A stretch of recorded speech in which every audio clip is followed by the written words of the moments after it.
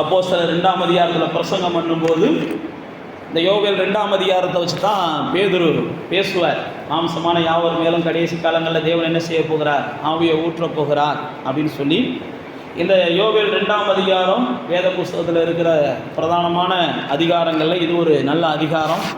இன்றைக்கி நம்ம தியானிக்க போகிறது அந்த 25வது வசனத்தை கொஞ்சம் நேரம் நம்ம தியானிக்க போகிறோம். 2ஆம் அதிகாரம் 25 வாசிங்க. பரவாயில்ல, வாசிங்க, ஒரு ஆள் வாசிங்க.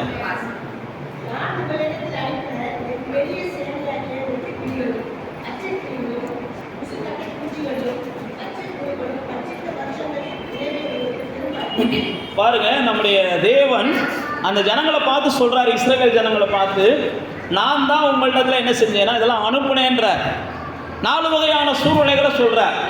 இந்த 4 வகையான சூழ்நிலைகளும் உங்களை முடக்கிருச்சு அல்லது உங்கள்ட்ட இருக்கிறத பறிச்சிருச்சு, பச்சிச்சு போட்டுருச்சு, அழிச்சு போட்டுருச்சு. ஆனால் நான் இந்த சூழ்நிலையில் உங்களை நான் நினைக்கிறேன், மறுபடியும் நான் உங்களுக்கு என்ன செய்ய போகிறேன்னா அந்த பட்சித்ததையெல்லாம் அல்லது அது எல்லாத்தையும் நீங்கள் இழந்ததையெல்லாம் நான் உங்களுக்கு என்ன செய்கிறேன், திரும்ப தர்றேன் அப்படின்ற ஒரு வாக்கு தத்தத்தை இங்கே நம்முடைய ஜனத்துக்கு கொடுக்கறதை பார்க்குறோம்.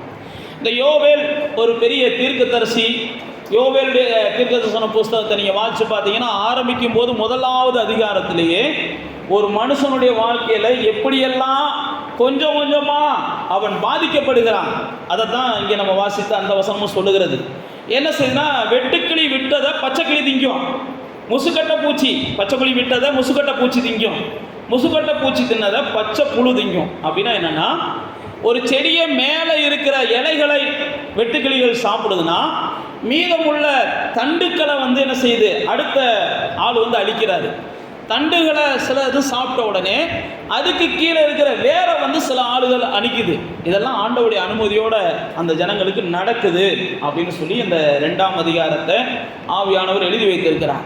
நீங்கள் 1ஆம் அதிகாரத்தை வாசிச்சு பார்த்தீங்கன்னா தான் இந்த 2ஆம் அதிகாரத்தில் சொல்லப்பட்டிருக்குது உங்களுக்கு புரியும். 1, 2, 3 அதிகாரம் இருக்குது. வீட்டில் போய் நீங்கள் என்ன செய்யுங்க, இந்த 3 அதிகாரத்தையும் கண்டிப்பாக வாசிங்க. வாசித்தா தான் இன்றைக்கி உங்களுக்கு இந்த பிரசங்கம் புரியும். அப்போ தேவ பிள்ளைகளே, நம்முடைய தேவன் நம்முடைய வாழ்க்கையில் சில காரியங்களை நமக்கு திருப்பி கொள்ளணும்னு விரும்புகிறார். நம்ம தான் சிலதை திருப்பணும், சிலதை திருத்தணும். திருத்தினா தான் திருப்ப முடியும். அதை தான் 1ஆம் அதிகாரமும் 2ஆம் அதிகாரமும் சொல்லுது. நீங்கள் திருத்தாமல் நீங்கள் திருப்ப முடியாது. நீங்கள் 1ஆம் அதிகாரத்தில் எல்லாத்தையும் அவங்க இழந்துருவாங்க. ஏன் இழந்தாங்கன்னா, தங்களை அவர்கள் திருத்தாததுனால இழந்தாங்க. நம்முடைய பிள்ளைகள், தேவ பிள்ளைகள், நாம் என்ன நினைச்சிரோம்னா, தேவன் எல்லாத்தையும் திருப்பி கொள்ள உதவுகிறார் அப்படின்னு நம்ம நினைக்கிறோம். நான் மறுபடியும் சொல்லுகிறேன், நீங்கள் எப்படி இருந்தாலும் எல்லாவற்றையும் திருப்பி தருவதற்கு தேவன் என்ன செய்கிறவர் அல்ல. உண்மைக்கு அவர் பேதை அல்ல. அவர் பேதை நினைச்சிடும். நம்ம என்ன செஞ்சாலும் நம்முடைய ஜெபத்துக்கு அவர் பதில் தருவார். நாம் என்ன செஞ்சாலும் நமக்கு ஒரு பெரிய பாதுகாப்பை கொடுப்பார். நாம் என்ன செஞ்சாலும் நம்முடைய ஆசீர்வாதம் பெருகிக்கிட்டே இருக்கும் அப்படின்னு நம்மளா ஒரு மாய கோட்டையை என்ன செஞ்சிடறோம், கட்டிடுறோம். அதுக்கு வேதம் சாட்சி கிடையாது. வேதம் சாட்சி கிடையாது. இந்த 1ஆம் அதிகாரத்தில் ஏன் ஜனங்களை தேவன் பாதிப்புக்குள்ளாக்கினார் அப்படின்னு நீங்கள் வாசிச்சு பார்த்தீங்கன்னா, ஜனங்கள் அந்த அளவுக்கு என்ன செஞ்சிருவாங்கன்னா, சீர்கெட்டு போயிடுவாங்க. ஜனங்கள் சீர்கெட்டு போயிடுவாங்க. ஜனங்களுடைய செயல்கள் சீர்கெட்டதாக மாறிடும். ஜனங்களுடைய எல்லா யோசனைகளும் சீர்கெட்டதாக மாறிடும். இதைத்தான் 1ஆம் அதிகாரத்தில் சொல்லிட்டு தான் 2ஆம் அதிகாரத்தில் வரும்போது நீங்கள் திருப்பி வாங்க.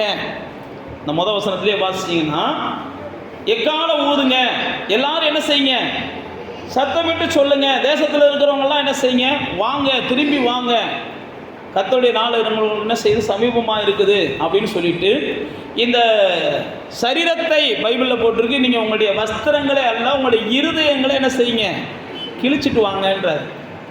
2ஆம் அதிகாரம் 17ஆம் வசனங்களில் வாசிச்சு பார்த்தீங்கன்னா, நீங்கள் உங்கள் வஸ்திரங்களே அல்ல. சில நேரத்தில் தேவ சமூகத்துக்கு வரும்போது புறஜாதிகளை போல நானும் நீங்கள் என்ன செஞ்சிடறோம். நீங்கள் எத்தனை பேர் பார்த்துருக்கீங்கன்னு தெரியல, முழங்கால் போட்டுக்கிட்டே தேவ சமூகத்தில் போய் தேவனுக்கு முன்பாக நிற்கணும்னு வைராக்கியமாக இருக்கிற மக்களையெல்லாம் நீங்கள் சில வேளாங்கண்ணி போன்ற பெரிய கோயில்களில் பார்த்தீங்கன்னா தெரியும். ஆனால் வேதம் என்ன சொல்லுது, அது முக்கியம் இல்லைப்பா, உங்கள் இருதயத்தில் மாற்றம் தான் முக்கியம். அதை தான் வேதம் நமக்கு வலியுறுத்துகிறது. ஆனால் மக்கள் என்ன செஞ்சுறாங்கன்னா, இருதயத்தை மாற்ற விரும்புகளை, அழுக்கான உடைகளை போட்டுக்கொண்டு தேவ சமூகத்தில் உட்கார்றதுக்கு விரும்புகிறாங்க. தண்ணியை கூட குடிக்காமல் தேவ சமூகத்தில் உட்கார்றதுக்கு விரும்புகிறாங்க. வேறு எதை வேணாலும் இழக்கிறதுக்கு தேவ சமூகத்தில் உட்கார்ந்து இழக்கிறாங்க. தூக்கம் இல்லாமல் உட்கார்றவங்க இருக்கிறாங்க. தண்ணி இல்லாமல் உட்கார்றவங்க இருக்கிறாங்க, ஆகாரம் இல்லாமல் தேவ சமூகத்தில் உட்கார்றவங்க இருக்கிறாங்க. அதெல்லாம் நம்ம தப்புன்னு சொல்லலை. ஆனால் பைபிளில் போட்டிருக்கு, உங்களுடைய இருதயம் தேவ சமூகத்துக்கு வரும்போது என்ன செய்யணும்? அது தன்னை ஆராய்ச்சி பண்ணிட்டு வரணும். இருதயம் தன்னை ஒரு வகையில் தேவனுக்கு முன்பாக கொண்டு வரும்போது தன்னை ஆராய்ச்சி பண்ணிட்டு வரணும். அதை தான் அங்கே சொல்லும்போது சொல்கிறாரு, நீங்கள் திருந்துனீங்கன்னா இழந்ததெல்லாம் திருப்பி கொள்வீர்கள். நீங்கள் திருந்தலை அப்படின்னா நீங்கள் இழந்ததை திருப்பி கொள்றதுக்கு என்ன முயற்சி பண்ணாலும் அது உங்களுக்கு பைபிளில் போட்டிருக்கு, அவங்க ஆசை அவர்களை கொள்ளும், கடைசி வரைக்கும் அது கிடைக்காது. நாம் எல்லாருக்குமே தெரியும், இளைய குமாரனை குறித்து லூக்கா 15ஆம் அதிகாரத்தில் இருக்குது. லூக்கா 15ஆம் அதிகாரத்தில் இளைய குமாரன் தன்னுடைய தகப்பனிடத்திலிருந்து எல்லாத்தையும் எடுத்துக்கொண்டு போகிறான். போய் மனம் போன போக்கிலே வாழ்கிறான். நான் மறுபடியும் சொல்லுகிறேன், மனம் போன போக்கில் வாழ்கிறவங்க யாராக இருந்தாலும் அவர்களுடைய வாழ்வு கொஞ்சம் கொஞ்சமாக குறைய ஆரம்பிக்கும். இன்னைக்கு தெரியாது, கொஞ்சம் கொஞ்சமாக குறைய ஆரம்பிக்கும். அவருடைய பலன் கொஞ்சம் கொஞ்சமாக குறைய ஆரம்பிக்கும். அவர்கள்ட்ட இருக்கிற எல்லா ஆஸ்திகளும் கொஞ்சம் கொஞ்சமாக குறைய ஆரம்பிக்கும். இளைய குமாரனுக்கு முதல்ல போகும்போது அது தெரியல, எல்லாமே இருந்துச்சு, மனம் போன போக்கில் வாழ்ந்தார். தகப்பன் தேவையில்லை, யாரும் தேவையில்லை அப்படின்னு அவர் நினைச்சார். என்ன விரும்புகிறோமோ அதை செய்வோம் அப்படின்னு நினைச்சார். அதான் சாலமோன் சொல்லுகிறான், எல்லாத்தையும் மனம் விரும்புறதெல்லாம் நான் செஞ்சேன், அதுக்கப்புறம் திரும்பி பார்த்தா எல்லாமே வருத்தமும் சஞ்சலமுமாய் இருக்கிறது. அதுதான் வருத்தமும் சஞ்சலமுமாய் இருக்கிறது. அதனால தான் பைபிளில் எபேசியரில் பவுலப்போஸ்தலன் சொல்லும்போது சொல்கிறாரு, மனசும் மாமிசமும் விரும்பினவைகளை செய்கிறவர்கள் கோபத்துக்கு ஆளாகிறார்கள். எபேசியர் 2ஆம் அதிகாரத்தில் மனசும் மாமிசமும் விரும்பினதை செய்கிறவங்க அவர்களை கோபத்துக்கு ஆளாகிறார்கள். அவர்கள் மறுபடியுமாய் தங்களை என்ன செய்கிறாங்கன்னா சாவுக்கு ஒப்பு கொடுக்குறாங்க. மனசும் மாமிசமும் விரும்பினவைகளை செஞ்சு பாவத்தினால நாமெல்லாம் மரித்து போயிருந்தோம். அதுதான் எபேசியர் 2ஆம் அதிகாரம் சொல்லுகிறது. அதிலிருந்து தேவன் நம்மளை என்ன செஞ்சாராம்? உயிர்ப்பித்ததுனால இனி நீங்கள் மனசும் மாமிசமும் விரும்பினதை செய்யக்கூடாது. நல்லா தெரிந்து கொள்ளுங்க, தேவனுடைய வார்த்தைக்கு எப்போ நீங்கள் செவி கொடுக்குறீங்களோ அப்போ தான் நீங்கள் தேவனை என்ன செய்கிறீங்கன்னா சொந்தமாக்குறீங்க. தேவனுடைய வார்த்தையை கவனிக்காத யாருக்கும் தேவன் சொந்தம் கிடையாது. தேவனுடைய வார்த்தையை ஏற்றுக்கொள்ளாத யாரும் தேவனை ஏற்றுக்கொள்ளாதவர்கள். அதை மாதிரி நீங்கள் புரிந்து கொள்ளணும். தேவனுடைய வார்த்தையை அவமதித்துட்டு ஒருத்தவங்க வாழ்கிறாங்கன்னா அவங்க தேவனை ஒதுக்கிட்டு தான் வாழ்கிறாங்க. தேவனுடைய வார்த்தையும் தேவனும் வேற வேற கிடையாது. அதுதான் யோவான் 1ஆம் அதிகாரத்தில் ஆதியிலே தேவன் என்ன செஞ்சார்? வார்த்தையாக இருந்தார் தான் பைபிளில் போட்டிருக்கு. ஆதாமும் ஏவாளும் தேவனோடு கூட உறவாடி கொண்டு இருந்தார்கள். ஆனால் எப்போ தேவனுடைய வார்த்தையை அவர்கள் மீறினார்களோ அப்போ தான் அவங்களுக்கு என்ன செஞ்சிச்சு? தேவனோடு உறவாடுவதற்கு பயம் வந்துச்சு. அப்போ தேவனுடைய வார்த்தையை யார் கீழ்ப்படிய மறுத்தாலும், நான் மறுபடியும் சொல்லுகிறேன், அவர்கள் தேவனை புறக்கணிக்கிறார்கள். தேவனுடைய வார்த்தை அல்ல, தேவனை தான் அவங்க புறக்கணிக்கிறாங்க. தேவனுடைய வார்த்தையும் தேவனும் பிரிக்க முடியாது. அதனால தான் இயேசு சொல்லும்போது சொல்றார், மனுஷன் ஒவ்வொரு வார்த்தையினாலும் பிழைப்பான்.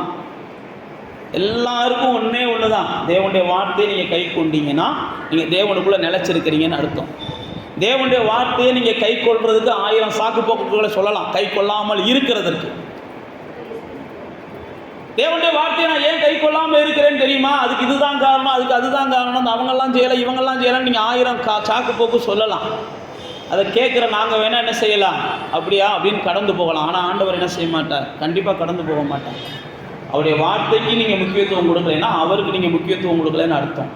அவருடைய வார்த்தையை கவனிக்கலை அப்படின்னா நீங்கள் அவரை கவனிக்கலைன்னு அர்த்தம். அதனால தான் ஆண்டவர் சொல்கிறாரு, என் வார்த்தையை கவனித்து அதை ஏற்றுக்கொண்டு அதன்படி செய்கிறவன் தான் புத்தி உள்ளவன்றார். இயேசு மலை பிரசங்கத்தில் சொல்லும்போது சொல்கிறாரு, என் வார்த்தையை கவனிக்காம அதன்படி செய்யாதவன் அவன் புத்தி இல்லாதவன், ஒரு நாள் அவனுக்கு என்ன செய்யும்? ஆபத்து வரும்போது அது தெரியும் அப்படின்றார். நீங்கள் நீதிமொழிகள் 1ஆம் அதிகாரத்தை வாசித்து பார்த்தீங்கன்னா, நான் கூப்பிட்ட போது கேட்காததுனால உனக்கு ஆபத்து வரும்போது நீ கூப்பிட்டேன்னா நானும் கேட்க மாட்டேன்றார். நீதிமொழி 1ஆம் அதிகாரத்தை வாசித்து பார்த்தீங்கன்னா, உனக்கு ஆபத்து வரும்போது நானும் நீ கூப்பிட்டா கேட்க மாட்டேன்ப்பா, நான் எவ்வளையோ உனக்கு ஆலோசனை சொல்வதற்கு எவ்வளையோ முயற்சி பண்ணேன். அப்போ தேவ பிள்ளைகளே, நாம் திருந்தாமல் எதையும் திருப்பி கொள்ள முடியாது. நாம் திருந்தாமல் எதையும் நமக்கு திரும்ப ஆண்டவர் தரமாட்டார்.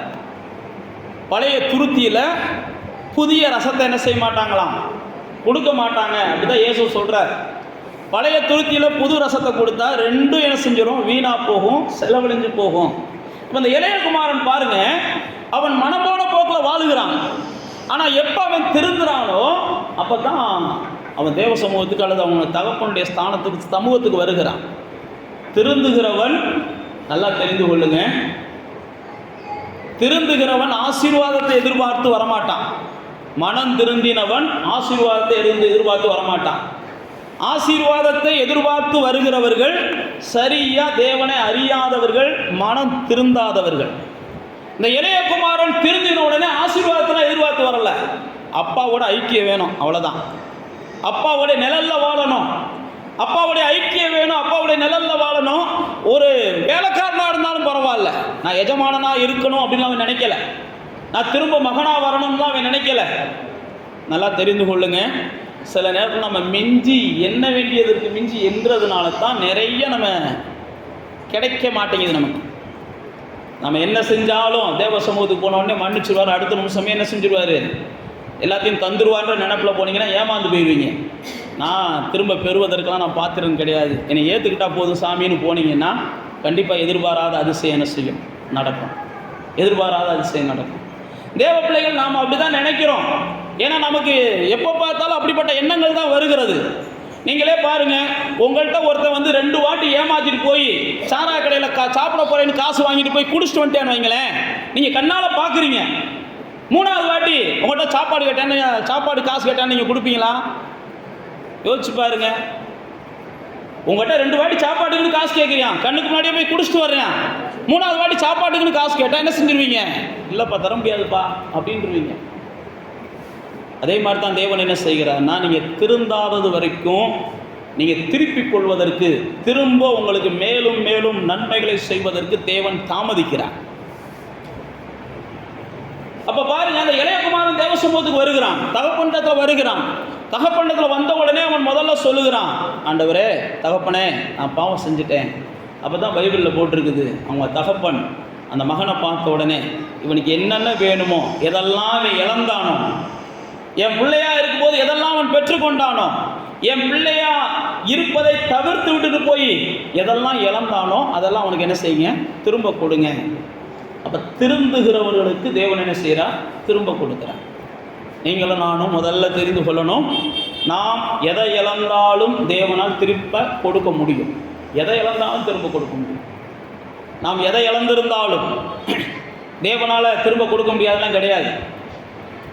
இங்கே பாருங்க, நம்ம அந்த யோவேல் புஸ்தகத்தில் பார்க்குறோம் பாருங்க, முற்றிலும் வேர் முதற்கொண்டு அழிஞ்சு போனாலும், விதையே இல்லாமல் போனாலும், வேரே இல்லாமல் போனாலும், அதற்கான எந்த ஒரு வாய்ப்பு இல்லாத இடத்துலையும் கர்த்தரால் என்ன செய்ய முடியும், மறுபடியும் காரியங்களை செய்ய முடியும். கர்த்தரால் முடியாத ஒன்றுமே கிடையாது. ஆனால் கர்த்தர் எதிர்பார்க்கறது அந்த 2ஆம் அதிகாரத்தில் நீங்கள் உங்கள் இருதயத்தை என்ன செய்யுங்க, கிளியுங்க. உடனே நீங்கள் சரீரத்தில் நீங்கள் வஸ்திரத்தை அல்ல, உங்கள் இருதயத்தை கிளிங்க. நீங்கள் உபவாசமாக நாளை நியமிங்க. அந்த 2ஆம் அதிகாரத்துக்கு வாங்க. அந்த 17வது 18வது வசனத்தில் பார்த்தீங்கன்னா, நீங்கள் 2ஆம் அதிகாரத்தில் நீங்கள் உங்களுடைய வஸ்திரங்களை கிழிச்சிட்டு வாங்க, கர்த்தரை கூப்பிடுங்க. நீங்கள் எல்லாரும் குடும்பத்தோடு வாங்க. நீங்கள் இவ்வளவு தூரம் தீங்கை அனுபவிப்பதை கர்த்தர் விரும்புகலை. கர்த்தர் உங்களுக்காக என்ன செய்கிறார், மனஸ்தாபப்படுகிறார். 13ஆம் வசனத்தில் வாசிச்சு பார்த்தீங்கன்னா, உங்கள் வஸ்திரங்களை எல்லாம் உங்கள் இருதயங்களை என்ன செய்யுங்க, கிழிச்சு தேவனிடத்தில் திரும்புங்க. அவர் இரக்கம் உள்ளவர், உருக்கம், நீடிய சாந்தம், கிருபையுள்ளவர். அவர் தீங்குக்காக என்ன செய்கிறார், மனஸ்தாபப்படுகிறார். அப்படியே பைபிளில் போட்டிருக்கு. நீங்கள் துன்பப்படுகிறதற்காக நீங்கள் வருத்தப்படுறீங்களோ இல்லையோ, அவர் வருத்தப்படுறார். சரி, என் பிள்ளை என்ன செய்யுது, இப்படி அறியாமையால் துன்பப்பட்டு கொண்டு இருக்கிறது, என் பிள்ளை அறியாமையால் சங்காரமாய் கொண்டு இருக்கிறது, என் பிள்ளை அறியாமையால் அவமானப்பட்டு கொண்டு இருக்கிறது. அதுக்கு நான் வழிகாட்ட விரும்புகிறேன். அது நிந்தையிலிருந்து வெளியே வரணும்னு விரும்புகிறேன். அது இந்த மாதிரி சூழ்நிலையிலேருந்து வெளியே வரணும்னு விரும்புகிறேன். ஆனால் என் ஜனம் என்ன செய்ய மாட்டேங்குது, இருதயத்தை என்கிட்ட கொண்டு வர மாட்டேங்குது. நிறைய பேருக்கு உதட்டு அளவில் தேவனை தேடுகிற பழக்கம் இருக்குது. உதட்டளவில் தேவனை தேடுகிற பழக்கம் நிறையா பேருக்கு இருக்குது. ஆனால் தேவன் வந்து உதட்டளவில் தேடுகிறவர்களை அவர் அங்கீகரிக்கிறதில்லை.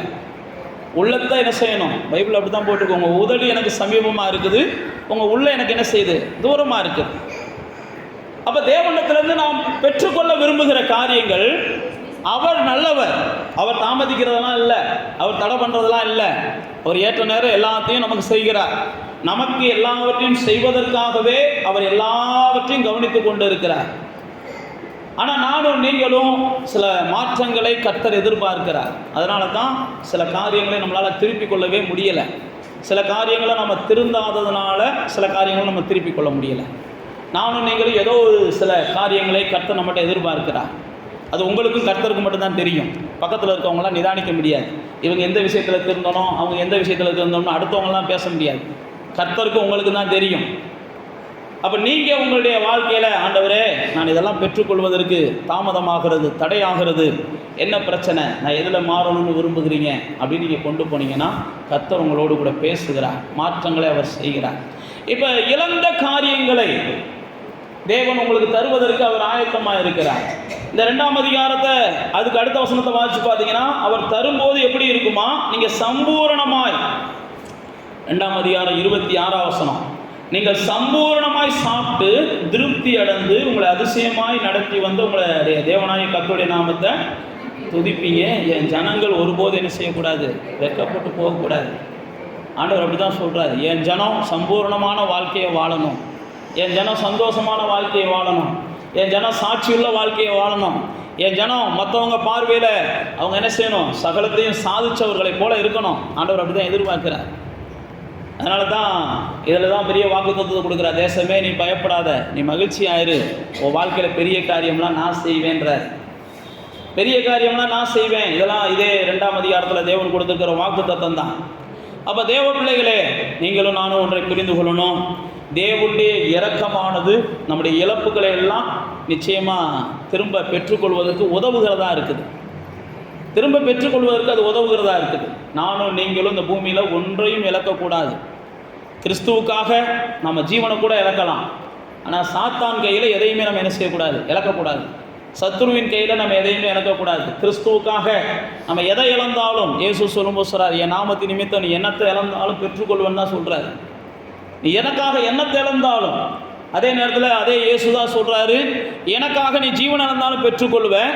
அதே நேரத்தில் என்ன நீ இழந்துட்டேன்னா திரும்ப பெற்றுக்கொள்ள முடியாது. ஒன்றை புரிந்து கொள்ளணும். தாவீதுடைய வாழ்க்கையில் அவன் எல்லாத்தையும் இழந்தான். அவன் இழக்காதுன்னு ஒன்றுமே இல்லை.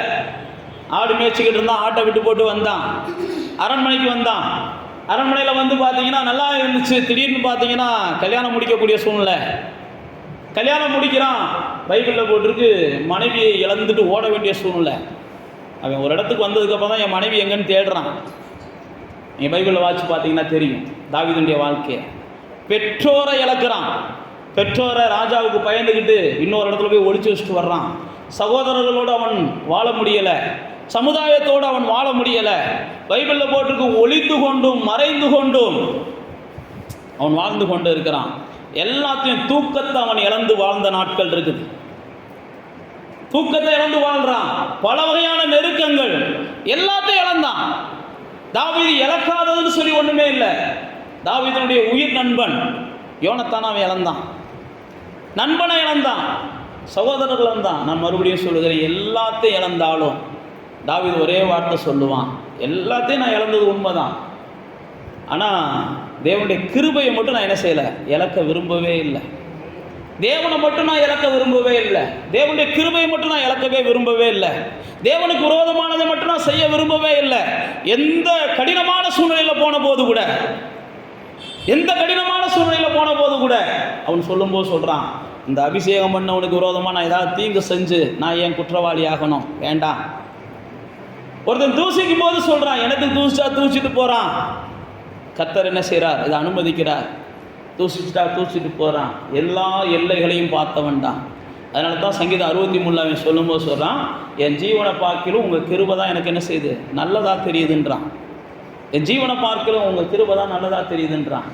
எல்லாத்தையும் இழந்தவன், ஆனால் கிருபையை மட்டும் இழக்க மாட்டேன்ட்டான். அவனுக்கே தெரியலை, சில பாவங்களை செஞ்சிடறான். சங்கீதம் 51 வாட்சி பார்த்தீங்கன்னா தெரியும், இந்த ரச்சனைய சந்தோஷத்தை மட்டும் என்ன விட்டு என்ன செஞ்சிடாதீங்க, எடுத்துடாதீங்க, வேற எதை வேணாலும் எடுத்துருங்கன்றான். அவன் பாவம் செய்கிற போது தேவன் அவனுக்கு சுட்டி காட்டுறாரு, அப்பா நீ செஞ்ச பாவம் இது.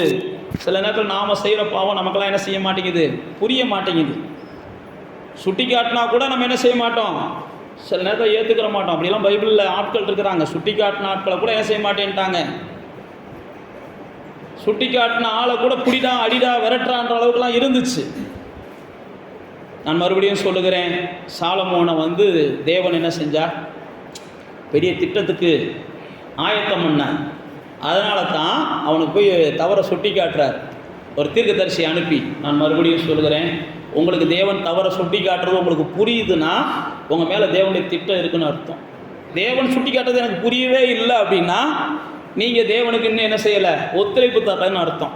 உங்களை யாராவது சுட்டி காட்டும் போது, உங்களுடைய தவறுகளை சுட்டி காட்டும் போது, தாவீது வந்து பெரிய ராஜா, அவன் தவறு செஞ்சுட்டான். அப்போ தேவன் வந்து ஒரு மனுஷனை அனுப்பி அவனுக்கு போய் அந்த தவறை சுட்டி காட்டுறா அப்படின்றாரு. ஒரு தீர்க்கதரிசி போய் தாவீதுகிட்ட பேசுகிறாரு. தாவீதுகிட்ட பேசி அந்த உதாரணங்களை நீங்கள் வாசிச்சு பார்த்தீங்கன்னா அழகாக ஆவியானவர் எழுதி வச்சிருக்கிறார். எப்பா, ஒரு வீட்டில் என்ன செஞ்சிச்சு, 1000 ஆடுகள் இருந்த மாதிரி நிறைய ஆடுகள் இருந்துச்சு.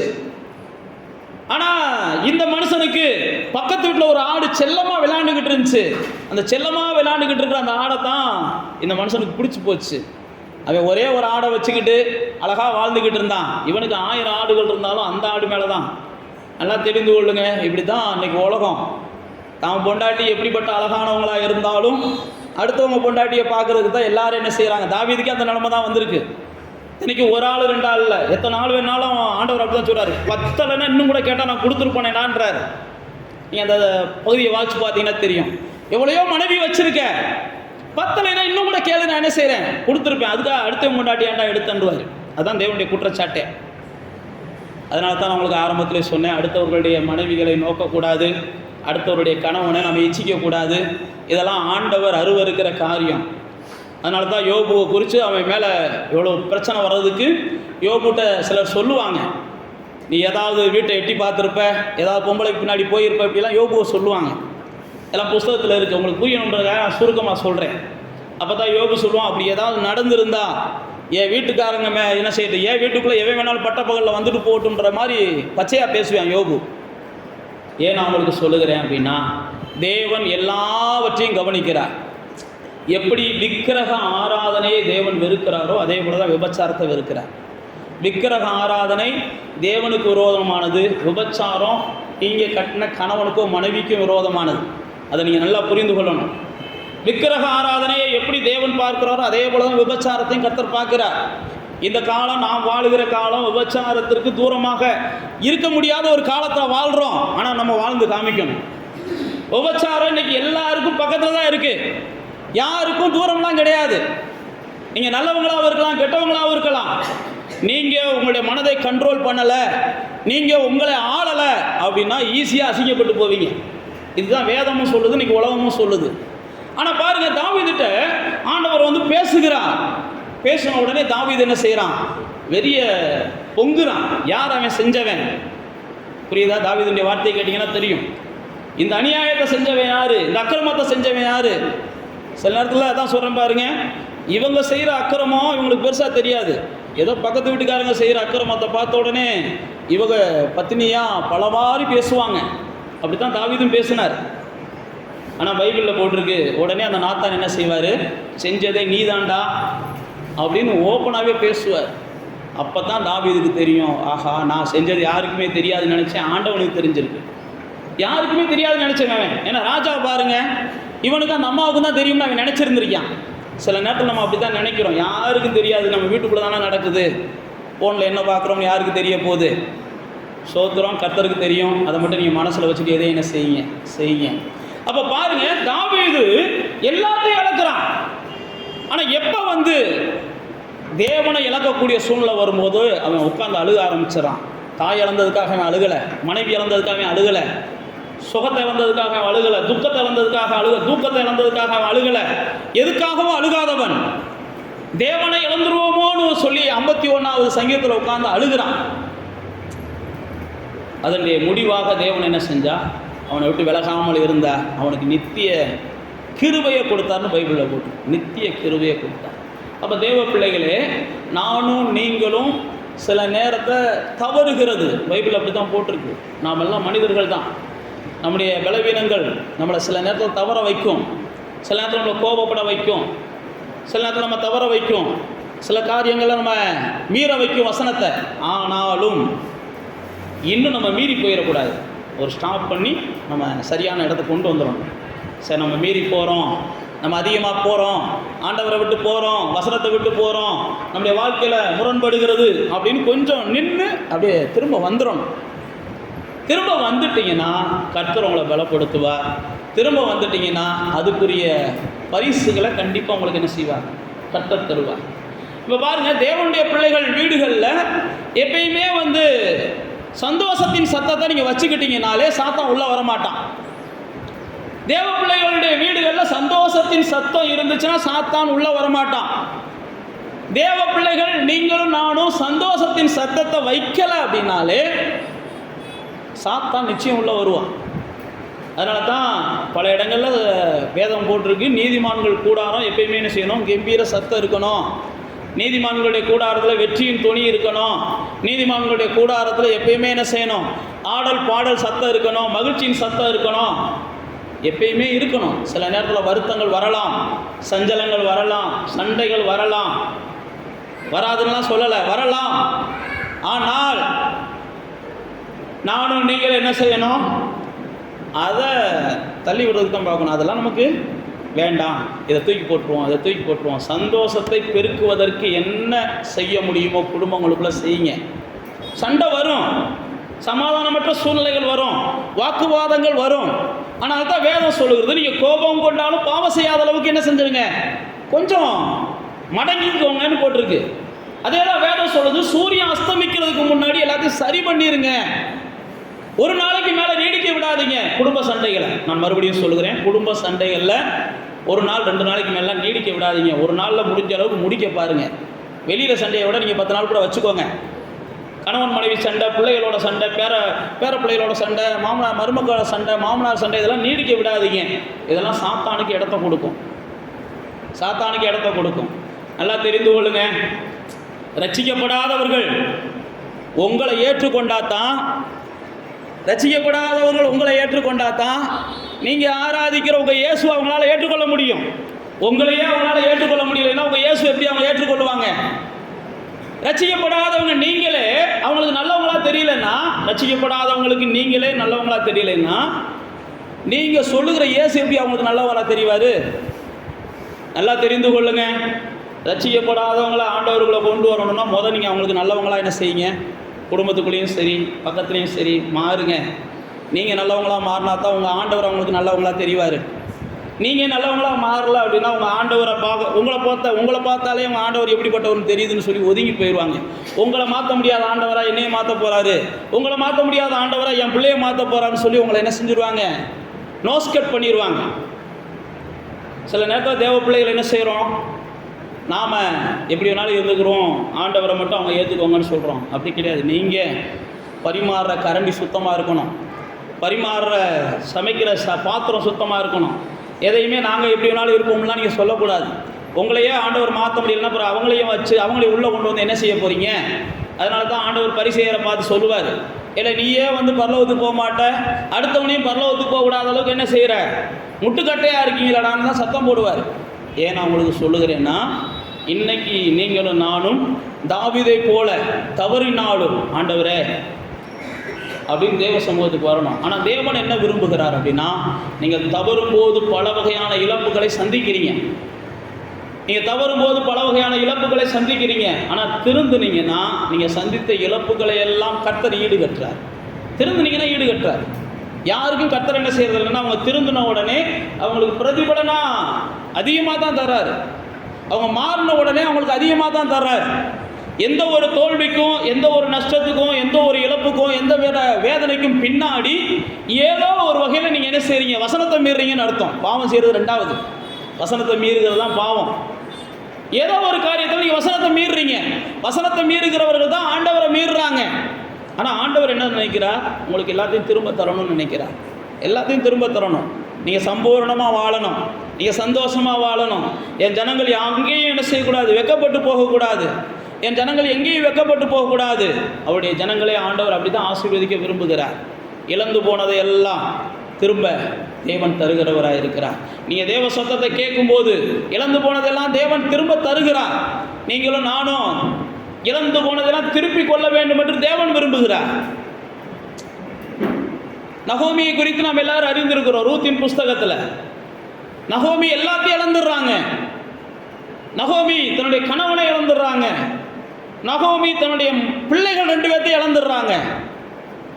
அதை ஈடு கட்டுவதற்கு கர்த்தர் என்ன செய்கிறார்? ஒரு பெரிய காரியத்தை அங்கே திட்டம் போட்டு வச்சிருக்கிறார். நீங்கள் எதை இழந்தாலும் நீங்கள் கர்த்தருடைய சமூகத்துக்கு வந்துட்டீங்கன்னா, நகோமி கர்த்தருடைய சமூகத்தை விட்டு போனவங்க திரும்ப கர்த்தருடைய சமூகத்துக்கு வந்துடுவாங்க. கர்த்தருடைய தேசத்தை விட்டு போனவங்க எல்லாத்தையும் இழந்துருவாங்க, திரும்ப கர்த்தருடைய தேசத்துக்கு வந்துடுவாங்க. நீங்கள் எல்லாவற்றையும் திருப்பிக் கொள்ள வேண்டும் என்று கர்த்தர் விரும்புகிறார். எல்லாத்தையும் நீங்கள் சம்பூர்ணமாக இந்த பூமியில் வாழ வேண்டும் என்று கர்த்தர் விரும்புகிறார். கர்த்தருடைய பிள்ளைகள் குறைஞ்சபட்சம் 2 தலைமுறை 3 தலைமுறையாவது பார்த்துட்டு தான் கண்ணை மூட வேண்டும் என்று கர்த்தர் விரும்புகிறார். கர்த்தருடைய பிள்ளைகள் நீங்களும் நானும் அப்படி தான் வாழ வேண்டும் என்று கர்த்தர் விரும்புகிறார். அப்போ நீங்களும் நானும் அப்படி வாழ்வதற்கு நாம சில விஷயங்கள் என்ன செய்கிறோம்? ஆண்டவருக்கு முரண்பட்டு திருப்புகிறோம். ஆண்டவருக்கு முரண்பட்டு எங்கிட்ட ஒரு இடத்துல நம்ம வாழுகிறோம். ஆண்டவருடைய வார்த்தையை எங்கேயோ ஒரு இடத்துல நம்ம என்ன செய்கிறோம்? மிஸ் பண்ணுகிறோம். இப்போ நகோமி அதனுடைய வாழ்க்கையில் தான் நடந்துச்சு. அப்போ கூட நகோமி என்ன செய்வாங்க? திரும்ப போகிறேன் அப்படின்னு சொல்லும்போது கர்த்தர் ரொம்ப நல்லவர். பாவம் அந்த அம்மா மட்டும் எப்படி தனியாக போகிறது? அந்த அம்மாவுக்கு ஒரு துணைக்கு என்ன செய்வோம்? ஒரு மருமகளை அனுப்பி விடுவோம்னு நடத்துகிறார். ரூத்தா வரல, கர்த்தர் தான் என்ன செய்கிறாரு? ரூத் அனுப்பி விடுறார். ரூத்தெல்லாம் சில நேரத்தில் நம்ம அப்படிலாம் நினைக்க முடியாது. ரூத்தெல்லாம் ஆண்டவர் ஒரு திட்டம் வச்சுருந்தார் ரூத்து மேலே. அப்போ கர்த்தர் அனுப்பினோடனே ரூத்தம்மா என்ன செஞ்சிடறாங்க? அப்படியே நகோமிக்கு பின்னாடி வந்துடுறாங்க. நான் மறுபடியும் ஏற்கனவே சொன்னது தான் சொல்கிறேன். நகோமிக்கு பின்னாடி போனால் எனக்கு பெரிய வாழ்க்கை கிடைக்கும் அப்படிலாம் நகோமியை நம்பி ரூத்து வரல. ஏசுகிட்ட போனால் எனக்கு பெரிய வாழ்க்கை கிடைக்கும், ஏசுகிட்ட போனால் எனக்கு பெரிய கார் கிடைக்கும், ஏசுகிட்ட போனால் எனக்கு பெரிய வீடு கிடைக்கும், இந்த கான்செப்டுக்குள்ளே நீங்கள் வந்தீங்கனாலே நீங்கள் ஏமாந்துருவீங்க. நம்ம கான்செப்டே தப்பு. ஏசுகிட்ட போனால் நமக்கு மீட்பு கிடைக்கும், ஏசுகிட்ட போனால் நமக்கு பரிசுத்தமான ஒரு வாழ்க்கை கிடைக்கும், ஏசுகிட்ட போனால் பரலோக வாழ்க்கை கிடைக்கும். இந்த நிச்சயத்துக்குள்ளே தான் நம்ம வரணும். இன்றைக்கி அநேக இயேசுகிட்ட போனால் நமக்கு இது கிடைக்கும் அது கிடைக்கும்னு வந்துட்டு கடைசியில் என்ன செஞ்சிடுறாங்க? அதனால தான் இயேசு சொல்லும்போது சொல்கிறாரு, நீங்கள் ஆகாரத்துக்காகவும் ஆசீர்வாதத்துக்காகவும் வர்றீங்க, நீங்கள் ஆகாரத்துக்காகவும் ஆசீர்வாதத்துக்காகவும் வரக்கூடாது. ஆண்டவர் சொல்கிறார், நித்திய ஜீவனுக்காகத்தான் நீங்கள் என்கிட்ட வரணும். ஆகாரமும் இதெல்லாம் நாய்க்கும் பேய்க்கும் கூட நான் கொடுக்குறேன்றாரு, காக்காவுக்கும் இதுக்கும் குருவிக்கும் கூட நான் கொடுக்குறேன். இதுக்காகலாம் நீ வர தேவையே இல்லை, நீ வீட்டில் உட்காந்தாலே உனக்கு கிடைக்கும் நித்திய ஜீவன், பாவ மன்னிப்பு தான் இயேசுகிட்ட நம்ம வர்றோம். இப்போ இந்த ரூத்துமே பாருங்க, இந்த நகோமிக்கு பின்னாடி போனா தனக்கு நல்ல ஒரு எதிர்காலம் கிடைக்கும்னா நம்பி வரல. நகோமியே சொல்றாங்க, நீ என் பின்னாடி வர்றதுனால உனக்கு எந்த எதிர்காலமும் இருக்காதுன்றாங்க. அப்படிதான் சொல்லுவாங்க. ஆனால் ரூத் என்ன செய்வாங்க? எனக்கு எதிர்காலம்லாம் தேவையில்லை, நான் உன் கூட வர்றேன், நான் உன்னை பராமரிச்சுக்கிறேன், நான் உனக்கு என்ன செய்கிறேன்? பணிவிட செய்கிறேன். பைபிள் அப்படி தான் போட்டிருக்குது. அந்த அம்மாவை பராமரிப்பதற்காக ரூத் என்ன செஞ்சாங்க? தெருக்களில், வீதிகளில், வயல்களில் இறங்கி வேலைக்கு போனாங்க. அப்போ சில நேரத்தில் நம்முடைய இழப்புக்கள் மாறணும் அப்படின்னா முதல்ல நான் சொன்னபடி நீங்கள் திருந்தணும். ரெண்டாவது நீங்கள் என்ன செய்யணும்? அதுக்கான முயற்சி பண்ணணும். இழந்ததை பெற்றுக்கொள்வதற்கு முயற்சி ரொம்ப அவசியம். கர்த்தர் என்ன செய்கிறாருன்னா என்றைக்குமே உங்களுடைய முயற்சிகளை பார்க்குறார். நீங்கள் இழந்ததை திருப்ப வேண்டும். இப்போ பாருங்கள், நகோமி இழந்ததை, ரூத் இழந்ததை அவர்கள் திருப்பிக் கொள்வதற்கு அவங்க என்ன செய்கிறாங்கன்னா அதை மறந்துடுறாங்க. பின்னானதை மறந்து நான் என்ன செய்கிறேன்? முன்னானதை நாடுகிறேன். பவுல் அப்போஸ்தலன் சொல்கிறான், பின்னாடி கடந்த நாட்கள் நடந்த கசப்பு, கடந்த நாட்களில் வாழ்க்கையில் வந்த காயங்கள், கடந்த நாட்களில் வந்ததே நீங்கள் பிடிச்சிக்கிட்டு இருந்தீங்கன்னா உங்கள் வாழ்க்கை ஒருபோதும் அடுத்த படியை நோக்கி நகராது. கடந்த வாரங்களில் வந்ததை அப்படியே கடத்தி போக பாருங்கள். வெட்டுக்கிளி பட்சிச்சதா போயிட்டு போகுது, முசுக்கொட்டை பூச்சி பட்சிச்சதா போயிட்டு போகுது, எல்லாம் போயிட்டு போகுது. கர்த்தர் திரும்ப எல்லாத்தையும் எனக்கு என்ன செய்வா? தர வல்லவராக இருக்கிறார். கடந்த நாட்களில் சில கவலைகள் வரதான் செஞ்சுருக்கோம். கவலையை பார்க்காத மனுஷன் யாருமே கிடையாது, பாதிப்பை பார்க்காத மனுஷன் யாருமே கிடையாது, உள்ளத்தில் காயப்படாத மனுஷன் யாருமே கிடையாது. மனிதர்களால் வேதனைகளையும் துன்பங்களையும் சந்திக்காத மனிதர்கள் யாருமே கிடையாது. நீங்கள் பவுல் அப்போஸ்தலன் கொரிந்தியர்களும் போது தன்னுடைய வேதனைகளை முழுக்க எழுதுவான். கள்ள சகோதரர்களால் நான் மோசம் பண்ணப்பட்டேன் அப்படிலாம் எழுதுவான். கொரிந்தியர்களும் போது பல இடங்களில் நான் அடிக்கப்பட்டேன், பல இடங்களில் நான் சாப்பிட சூழ்நிலை இல்லாமல் இருந்தேன், இதெல்லாம் பவுல் அப்போஸ்தலன் எழுதுவான். ஏன் நான் உங்களுக்கு சொல்லுகிறேன் அப்படின்னா, எல்லா மனிதர்களும் எல்லா சூழ்நிலையும் பார்க்குறாங்க. ஆனால் தேவ பிள்ளைகளாகிய நானும் நீங்களும் உன்னை புரிந்து கொள்ளணும், நாம் பார்க்கிற சூழ்நிலைகள் நம்முடைய பலத்துக்கு மீறினதல்ல. அதனால தான் ஆண்டவர் சொல்றார், திராணிக்கு மேலே நீங்கள் யாரும் என்ன செய்ய மாட்டீங்க? சோதனையை பார்க்க மாட்டீங்க. அப்படியே வந்தாலும் தாங்கவும் தப்பவும் நான் உங்களுக்கு உதவி செய்கிறேன், நீங்கள் தைரியமாக இருங்கன்னு தான் ஆண்டவர் நமக்கு சொல்லியிருக்கிறார். அப்போ அந்த ரூத்தோட வாழ்க்கையில் பாருங்கள், அவங்க என்ன செய்கிறாங்கன்னா அடுத்து செயல்பட ஆரம்பிக்கிறாங்க.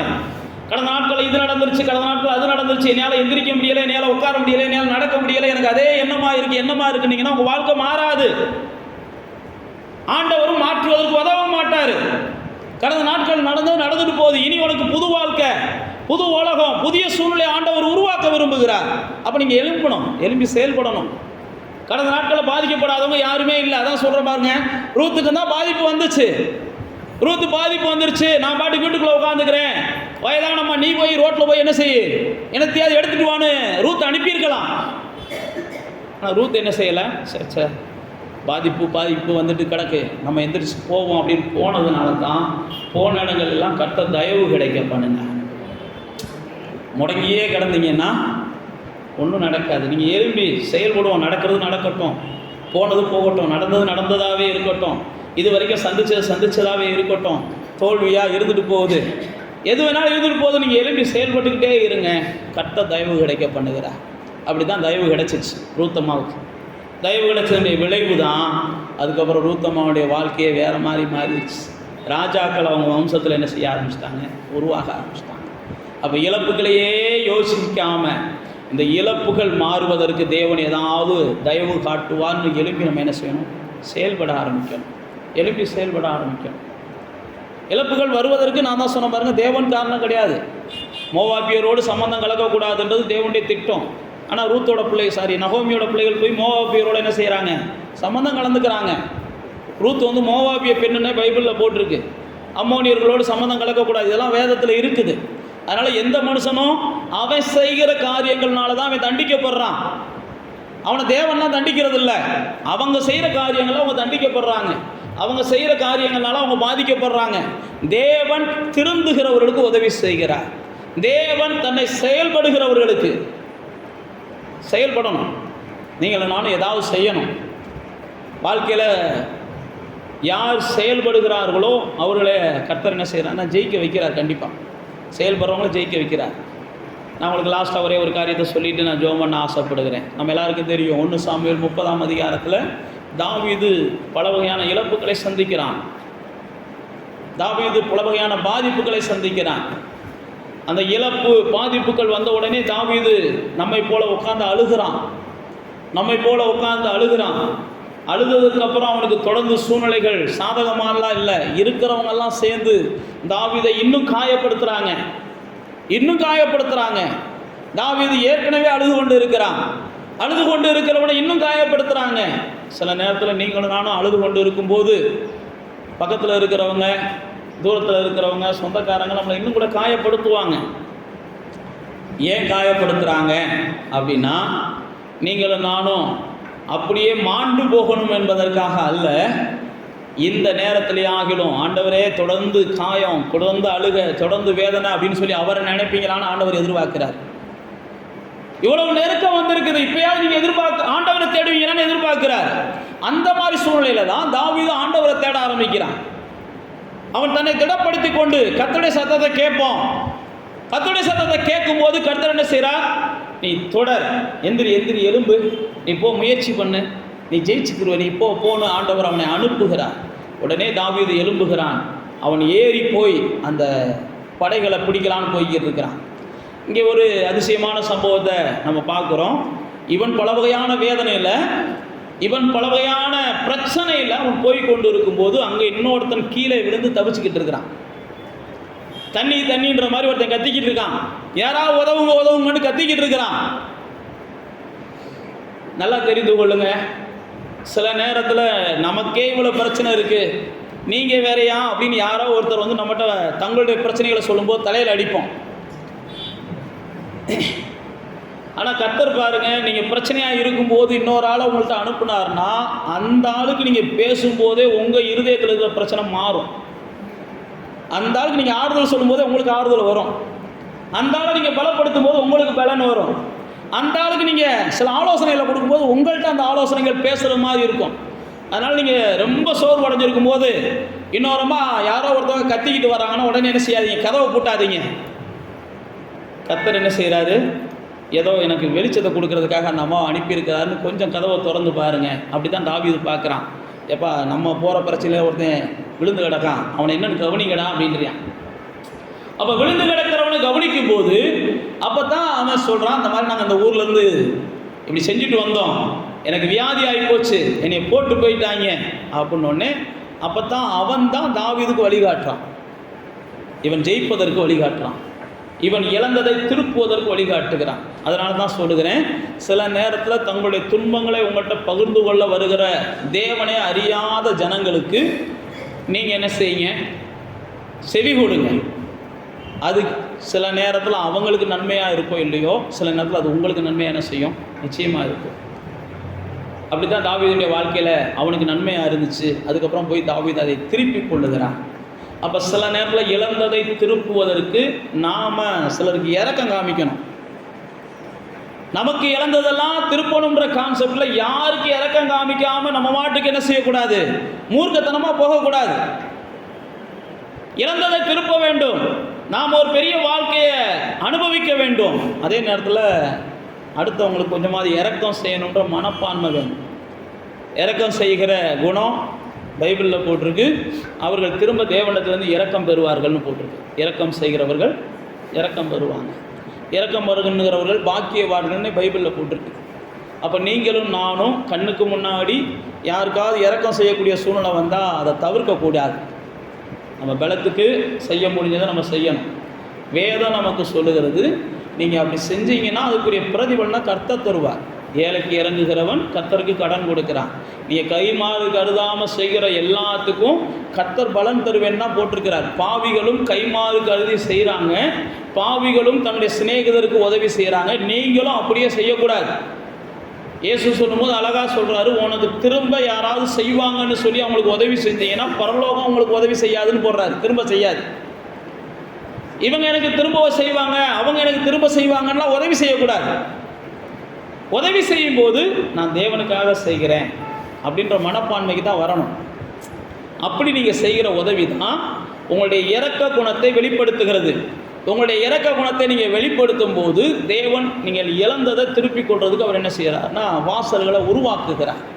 நான் தேவனுடைய திட்டம், தேவ பிள்ளைகள் இழந்ததெல்லாம் என்ன செய்யணும், பெற்றுக்கொள்ளணும். எதையும் இழக்கக்கூடாது. நீங்கள் நானும் எதையும் இழக்கக்கூடாது. ஆனால் இழந்ததெல்லாம் நம்ம என்ன செய்யணும், பெற்றுக்கொள்ளணும். அப்படி ஒரு சில நேரத்தில் நாம் ஏதோ ஒரு புத்தியினத்தினால சிலதை இழந்திருக்கலாம். ஏன்னா சவுல் தன்னுடைய புத்தியினத்தினால தான் ராஜ்யபாரத்தை இழந்தான். பைபிள் அப்படி தான் போட்டிருக்கு. தேவன் அவனை ராஜாவாக வச்சார், தன்னுடைய புத்தியினத்தினால தான் ராஜ்யபாரத்தை இழந்தான். அதே மாதிரி தான் சிம்சோன் தன்னுடைய துணிகரத்தினால தான் தன்னுடைய பராக்கிரமத்தை இழந்தான். எல்லாருக்கும் இழப்புக்கு தேவன்லாம் காரணம் கிடையாது, பிசாசும் காரணம் கிடையாது. முதல்ல நீங்கள் தான். தேவனுக்கும் நீங்கள் இடம் கொடுத்தா தான் செயல்படுவார், பிசாசுக்கும் நீங்கள் இடம் கொடுத்தா தான் செயல்படுவார். சிம்சோன் பெரிய பராக்கிரமசாலி. பைபிளில் போட்டிருக்கு, யூதாசுக்குள் பிசாசு புகுந்தான்னு போட்டிருக்குது. ஏன் யூதாசுக்குள் பிசாசு புகுந்தான் அப்படின்னா, யூதாசு இயேசுவை காட்டி கொடுப்பதற்கு சமயம் பார்த்து கொண்டிருந்தான். அப்போ இயேசுவை காட்டி கொடுப்பதற்கோ இயேசுவை காட்டி கொடுப்பதற்கோ மட்டும் இல்லை, இயேசுவை காயப்படுத்துறதுக்கு நீங்கள் சமயம் பார்த்துக்கிட்டு இருந்தீங்கனாலும் உங்களுக்குள்ள சாத்தான் புகுவான். இயேசுவை காயப்படுத்துறதுனா என்ன, ஏற்கனவே நான் உங்களுக்கு சொல்லிட்டேன். அவருடைய வசனத்தை மீறுறதான் அவரை காயப்படுத்துறது. அவருடைய வசனத்துக்கு விரோதமாக நீங்கள் எதையாவது செய்வதற்கு சமயம் தேடிக்கொண்டிருந்தீங்கன்னா சாத்தான் ஈஸியாக உங்களை பிடிச்சிக்கலாம். புரியுதா புரியலையான்னு தெரில. வசனத்தை மீறுவதற்கு சமயம் வாய்த்தாலும் நீங்கள் என்ன செய்யக்கூடாது, யோசேப்பை போல் வசனத்தை மீறக்கூடாது. சமயம் வாய்த்தாலும் சூழ்நிலைகள் வாய்த்தாலும் தானியேலை போல் நீங்கள் வசனத்தை என்ன செய்யக்கூடாது, மீறக்கூடாது. எல்லாமே சாதகமாக இருந்தாலும் எப்படிப்பட்ட சூழ்நிலைகளாக இருந்தாலும் யோவான் ஸ்நானகனைப் போல் நீங்கள் என்ன செய்யணும், சாட்சியாக நிற்கணும். இதெல்லாம் பைபிளில் இருக்கிற சத்தியங்கள். அப்போ தேவ பிள்ளைகளாகி நீங்களும் நானும் இப்போ சிம்சோன்லாம் பாருங்கள், அவனை குறித்து பராக்கிரமசாலின்னு போட்டிருக்கு. ஆனால் அவனுக்குள்ள துணிகரம், என்ன செஞ்சாலும் என்னை விட்டு கர்த்தர் போக மாட்டார்ன்ற துணிகரம். கர்த்தரும் தயவு காமிச்சார். எந்திரிச்சு 2 வாட்டி 3 வாட்டி கர்த்தர் போயிட்டாருலாம் சொல்லி பார்த்தாங்க. வாழ்க்கை வரலாறு வாட்சி பார்த்தீங்கன்னா தெரியும். அவன் 2-3 வாட்டி எந்திரிச்சு கர்த்தர் போகலன்னு நிரூபித்தான். அதுக்கப்புறம் துணிகரமாக செஞ்சுக்கிட்டே இருந்தான். அது கர்த்தர் போயிட்டார். அதே மாதிரி தான் சவுல் புத்தியனமாக செஞ்சுக்கிட்டே இருந்தான். கர்த்தர் விட்டுட்டார். பைபிளில் போட்டிருக்கு, கர்த்தர் விட்ட உடனே பொல்லாதாகி அவனை வந்து பிடிச்சிக்கிச்சுன்னு போட்டிருக்கு. கர்த்தர் உங்களுக்குள்ளே இருக்கிறது வரைக்கும் தான் சாத்தான் உங்களுக்குள்ளே வர முடியாது. கர்த்தர் உங்களை விட்டு ஒதுங்கிட்டாருன்னா சாத்தான் உங்களுக்குள்ளே வந்துடுவான். கர்த்தர் உங்களை விட்டு ஒதுங்குவதற்கு ஒரே காரணம், சாத்தானுடைய செயல்களை நீங்கள் பிடிச்சுக்கிட்டீங்கன்னா கர்த்தர் ஒதுங்கிடுவார். சாத்தானுடைய எண்ணங்களை நீங்கள் பிடிச்சுக்கிட்டீங்கன்னா கர்த்தர் ஒதுங்கிடுவார். சாத்தானுடைய பேச்சுக்களை நீங்கள் பிடிச்சிக்கிட்டீங்கன்னா கர்த்தர் ஒதுங்கிடுவார். ஆதாம் ஏவாள் சாத்தானுடைய பேச்சுக்களை பிடிச்சிக்கிட்டாங்க, ஆண்டவருடைய பேச்சை பிடிக்கல. அதுக்கப்புறம் ஓடி ஒளிகிறாங்க, மறைத்து கொள்ள விரும்புகிறாங்க. அதுக்கப்புறம் ஆண்டவர் இரக்கம் செய்கிறார். அதனால் தேவ பிள்ளைகளே, நீங்கள் இழந்து போவதற்கு முழுக்க முழுக்க உங்களுடைய முடிவு தான் காரணம். இழந்து போனதை திருப்பிக் கொள்வதற்கும் முழுக்க முழுக்க உங்களுடைய முடிவு தான் காரணம். ரெண்டுக்கும் நீங்கள் தான். இன்றைக்கி நீங்கள் நினச்சா இழந்து போனதை திருப்பிக் கொள்ளலாம், இன்றைக்கி நீங்கள் நினச்சா. அதனால தான் அவங்க சொன்னேன், நீங்கள் திருந்தினீங்கன்னா திருப்பிக்கிடுவீங்க. எதா இருந்தாலும் உங்களுடைய சரீரத்தில் ஆரோக்கியத்தை இழந்திருக்கலாம், உங்களுடைய ஐஸ்வர்யத்தை இழந்திருக்கலாம். நான் ஏற்கனவே சொன்னபடி தாவீது எல்லாத்தையும் இழந்தான், ஆனால் தேவனை இழக்காமல் இருந்ததுனால தான் அவன் எல்லாத்தையும் திரும்ப பெற்றுக்கொண்டான். எல்லாத்தையும் திரும்ப பெற்றுக்கொண்டான். ராஜாவானவனே மனைவி அவனை தேடி வந்துட்டாங்க, அவனுடைய சகோதரர்கள் அவனை தேடி வந்துட்டாங்க, அவனுடைய சொந்த பந்தங்கள் அவன் இழந்ததெல்லாம் அவனை தேடி வர ஆரம்பிச்சிருச்சு. யோபுவுக்கும் நம்ம பார்க்குறோம், எல்லாம் இழந்ததெல்லாம் ஒரு காலத்தில் வந்துருச்சு. உங்களுக்கும் நீங்கள் இழந்ததெல்லாம் பெற்றுக்கொள்வீங்க. அதனால் எங்கே திருந்தணுமோ அங்கே திருந்துங்க, ஆண்டவர் எல்லாத்தையும் திருப்பி கொடுப்பா. அப்படியே கண்களை மூடி தேவ சமூகத்துக்கு வாங்க. இந்த 1ஆம் தேதி முதல் நாளில் தேவ சமூகத்தில் உங்களை கொஞ்சம் நேரம் ஆராய்ச்சி பண்ணி பாருங்கள். ஆண்டவரே, தொடர்ந்து இழப்புகளப்பா, தொடர்ந்து வேதனைப்பா, தொடர்ந்து அவமானம்ப்பா, என் ஜனம் வெட்கப்பட்டு போகாதுன்னு சொல்கிறீங்க. என்னை ஆராதிக்கிற ஜனங்கள் சம்பூர்ணமாக இருப்பாங்கன்னு சொல்கிறீங்க. ஆனால் எந்த சம்பூர்ணமும் இல்லை, எந்த சந்தோஷமும் இல்லை. ஆனால் வேதத்தில் ஆண்டவருடைய வார்த்தை போய் சொல்லாது. ஆராதிக்கிற ஜனங்கள் அப்படி இருக்கக்கூடாது, எப்பயும் சந்தோஷமாக இருக்கணும். ஆனந்த சத்தம், ஆனந்த சந்தோஷம் அவங்க உள்ளத்தில் எப்பயும் இருக்கணும். எவரும் எடுத்துக்கொள்ள முடியாத மகிழ்ச்சி அவங்க உள்ளத்தில் எப்பயும் இருக்கணும். தேவனை ஆராதிக்கிறோம், தேவனை ஆராதிக்கிற நம்ம நிச்சயமாக சந்தோஷமாக இல்லை அப்படின்னா எந்த ஒரு மனுஷனையும் சாத்தான் பிடியிலேருந்து நம்மளால் விடுதலையாக்க முடியாது. நீங்கள் சந்தோஷமாக இருக்கணும், நீங்கள் சந்தோஷமாக இருக்கணும். எதெல்லாம் நீங்கள் இழந்தீங்களோ அதையெல்லாம் தேவன் உங்களுக்கு திரும்ப தருகிறார். இது வரைக்கும் உங்களை கவலைகள் மூடி இருக்கலாம், பயம் மூடி இருந்திருக்கலாம், அல்லது வெக்கங்கள் மூடி இருக்கலாம், வேதனைகள் மூடி இருக்கலாம். ஆண்டவர் எல்லாத்தையும் மாற்ற வல்லவராக இருக்கிறார், எல்லாத்தையும் மாற்ற வல்லவராக இருக்கிறார். ஆண்டவரால் கூடாது ஒன்றுமே கிடையாது. ஆண்டவரே, நான் எதில் திருந்தணுமோ சொல்லுங்கள், அதை நான் திருந்துறேன்னு ஒப்பு கொடுங்க. எதில் நான் மாறணுமோ நான் மாறுறேன்னு ஒப்பு கொடுங்க. எதெல்லாம் என்னை நீக்கணுமோ, என்னை விட்டு நீக்கணுமோ அதை நீக்குங்கப்பான்னு சொல்லுங்கள். எதுலாம் நான் பலப்படணுமோ அதிலெல்லாம் என்னை பலப்படுத்துங்கப்பான்னு சொல்லுங்கள். ஆண்டவர் யாரையும் கைவிடுகிறவர் அல்ல. ஆண்டவர் யாரையும் சாத்தான் கையில் ஒப்பு கொடுத்துட்டு வேடிக்கை பார்க்குறவர் அல்ல. நீங்கள் எனக்கு சாத்தான் தான் வேணும் அப்படின்னு சொல்லி போகும்போது ஆண்டவர் உங்களை ஒன்றுமே செய்ய முடியாது. எனக்கு சாத்தானை தான் பிடிச்சிருக்கு, சாத்தானுடைய செயல்கள் தான் எனக்கு பிடிச்சிருக்குன்னு நீங்கள் போனீங்கன்னா கர்த்தர் உங்களை நினச்சி வருத்தப்படுவாரே ஒழிய அவரால் உங்களுக்கு ஒன்றும் செய்ய முடியாது. அதனால் உங்களை நீங்களே மாற்றுங்கள். அநேக மாற்றங்கள் உங்கள் வாழ்க்கையில் தேவனிடத்துலேருந்து வரும். கர்த்தர் உங்களுக்கு உதவி செய்வார். இதாவே இந்த மாதத்தின் துவக்கத்தில் எல்லாத்தையும் திரும்ப அழிப்பேன் என்ற நம்முடைய வாக்கு தத்துவத்தை நாங்கள் பிடிக்கிறோம்ப்பா. இது வரைக்கும் புத்தியினத்தினாலேயோ துணிகரத்தினாலேயோ ஏதோ ஒரு காரியங்களை வச்சு நாங்கள் நிறையா தொலைச்சிட்டோம். ஆண்டவரே, அந்த தொலைச்சதையெல்லாம் திரும்ப நாங்கள் பெற்றுக்கொள்ள விரும்புகிறோம். ஆண்டவர் தாமே இந்த நாளில் எங்களுக்கு ஞாபகப்படுத்தி இருக்கிறீங்க. நாங்கள் எதில் மாறணுமோ அதில் மாறி நாங்கள் எல்லாவற்றையும் திருப்பிக் கொள்வதற்கு எங்கள் தேவன் எங்களுக்கு உதவி செய்கிறதற்காக நாங்கள் நன்றி சொல்லுகிறோம். யோபு எல்லாத்தையும் ரெண்டத்தனையாக பெற்றுக்கொண்டான்னு நாங்கள் பார்க்குறோம். ஆண்டவரே, ரூத் எல்லாத்தையும் திருப்பி கொண்டார்கள் என்று பார்க்கிறோம். இளையகுமாரன் எல்லாவற்றையும் திருப்பி கொண்டான் என்று பார்க்கிறோம். ஆண்டவரே, தாவீது எல்லாத்தையும் திருப்பி கொண்டான் என்று பார்க்கிறோம். நாங்களும் பரிசுத்தவான்களாக இருக்கிறபடினால, தேவனை தேடுகிறவர்களாக இருக்கிறதுனால எல்லாத்தையும் நாங்களும் திருப்பி கொள்ள, எங்களுடைய வாழ்வும் சம்பூர்ணமாய் மாற, எங்களுடைய வாழ்விலும் சந்தோஷங்கள் பெருக நல்ல ஆவியானவர் எங்களுக்கு உதவி செய்வீராக என்று நாங்கள் ஒப்புக் கொடுக்கிறோம்ப்பா. நம்முடைய நல்ல ஆவியானவர் எங்களுக்கு உதவி செய்வீராக